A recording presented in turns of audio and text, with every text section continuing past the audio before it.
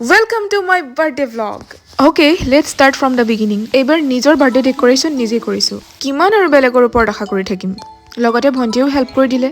কেকটো মই নিজৰ ডিজাইন দি বনাই আনিলোঁ আৰু বাৰ্থডে বজাৰ লগে লগে এয়া মোৰ জন্মদিন 29 ডিচেম্বৰত হয়, কিন্তু ভিডিঅ'টো আপলোড কৰোঁতে দুদিনমান দেৰি হৈছে। ভণ্টিয়ে এটা কেক আনিলে, সেয়াও কাটিলোঁ।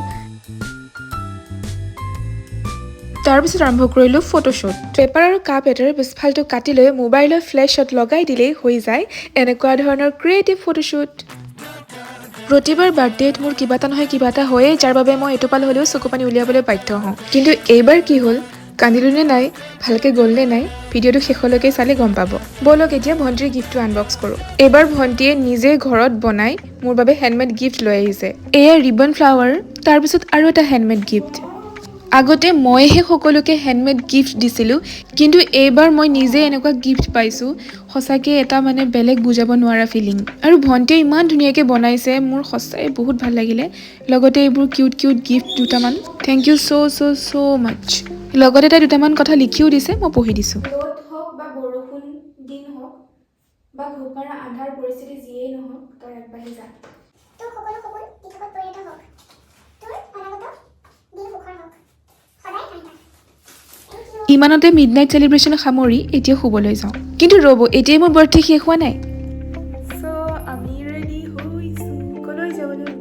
গোটেই দিনটো ৰ'দ নাই, ইমান ঠাণ্ডা, সেয়ে ক'তো ওলাই যোৱা নহ'ল, সোমায়ে থাকিলোঁ। বিশেষ অসুবিধাৰ কাৰণে মন্দিৰো যোৱা নহ'ল, কিন্তু এতিয়া ইভিনিং টাইমত অলপ ওলাই যাব লৈছোঁ। আৰু আমি গ'লোঁ জু ৰোডত থকা দ্য ভিউলৈ, য'ত ধুনীয়াকৈ বাৰ্থডে ডেক'ৰেশ্যন কৰা হৈ আছে। এণ্ড অফক'ৰ্ছ ইটছ ফৰ মি। এইটো এটা ছাৰপ্ৰাইজ আছিলে, আৰু এই সকলোবোৰ ধুনীয়াকৈ এৰেঞ্জমেণ্ট কৰিছে মোৰ এই বিশেষজনে। আৰু লগত আছে এই ধুনীয়া গিফ্টটো, যিটো মই পিছলৈ আনবক্স কৰিম।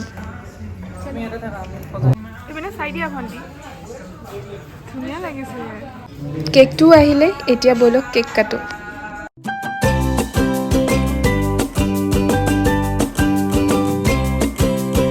বিশেষ দিনটোত প্ৰিয়জন, ভণ্টি আৰু মোৰ বেষ্ট ফ্ৰেণ্ড, আৰুনো কি লাগে। কেক কাটি মোৰ বাৰ্থডে পাৰ্টি হিচাপে তাতে ডিনাৰ কৰিলোঁ। খানা কিন্তু টেষ্টি আছিলে। ধুনীয়া এটা ইভিনিং কটাই আমি ঘৰা-ঘৰি আহিলোঁ। এতিয়া ব'লক এই গিফ্টটো আনবক্স কৰোঁ।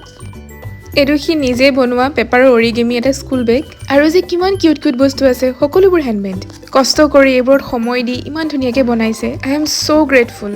এইবাৰ চব উল্টা হৈ গ'ল। আগতে মই হেণ্ডমেড গিফ্ট দিছিলোঁ, এতিয়া মোক হেণ্ডমেড গিফ্ট বনাই দিয়ে। আৰু যে বাৰ্থডেটো ইমান ধুনীয়াকৈ স্মুথলি গ'ল, মই যিমান আশা কৰিছিলোঁ আনএক্সপেক্টেডলি তাতকৈ বহুত বেছি ভালকৈ গৈছে। The moment I stopped expecting from others and worked on my own expectations, the universe surprised me and magic happened.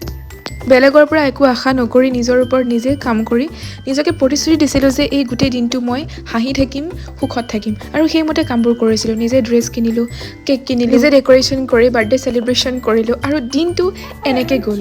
ইমান ধুনীয়া বাৰ্থডে মোৰ আগতে কেতিয়াও যোৱা নাছিল। যেতিয়াই মই নিজকে পজিটিভ কৰি ৰাখিলোঁ, মোৰ নিজৰ এনাৰ্জিটোক বহুত হাই কৰি ৰাখিলোঁ, তেতিয়াই মোৰ লগত আৰু বেছি ভাল বস্তু হ'ল। আৰু যে মানুহটোৰ নিচিনাই কিউট কিউট গিফ্টবোৰ, বহুত বেছি গ্ৰেটফুল।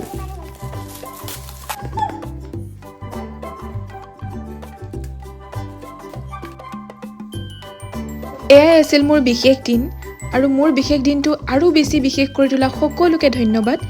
মই বহুত বেছি কৃতজ্ঞ। আশীৰ্বাদ কৰিব আহি থকা দিনবোৰ যাতে ভাল হয়, সকলো ভালে থাকক, আৰু লগতে এ হেপী নিউ ইয়েৰ।